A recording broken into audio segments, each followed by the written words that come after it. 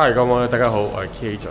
因為之前發現咗一間唔錯嘅燒烤店，今日咧就搞一個深港青年嘅聚餐。嚟嘅人到底係啲咩呢？食啲嘢好唔好食呢？咁啊，再同大家講啦。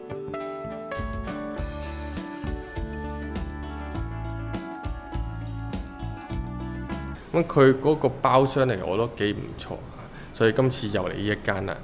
好啦，今次嚟嘅人咧都有15人啦。咁其實即係男女都差唔多。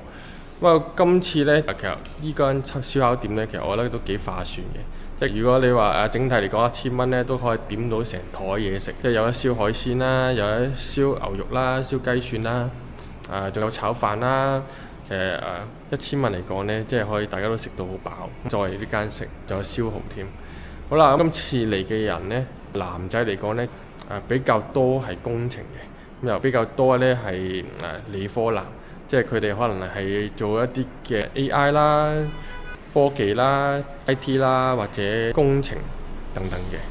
好啦，咁女士方面呢，就今次有一個幾特別啊，好後生嘅滑雪教練，可能即係都係26、7歲啫。咁佢平時呢，即係好中意去華發嗰度去滑雪，咁次呢又唔算話玩太多桌遊嘅，即係玩一啲嘅誰是臥底，10幾個人都可以一齊玩。咁又玩 Fifth Seven 熱下身咁樣，其實已經都 OK 㗎啦。咁之後大家咧就食多啲嘢，咁又可以大家吹下水，咁其實都幾開心嘅。咁有啲酒飲下嘅話，即係有啲酒亦都可以飲。呢間燒烤店咧，即係可能都會繼續搞活動嘅。咁大家有興趣都可以留意我哋鬆狗噏嘅小程式，入邊都好唔同嘅線下活動。咁亦都有啲交友資訊或者一啲嘅創業資訊。咁下集再見。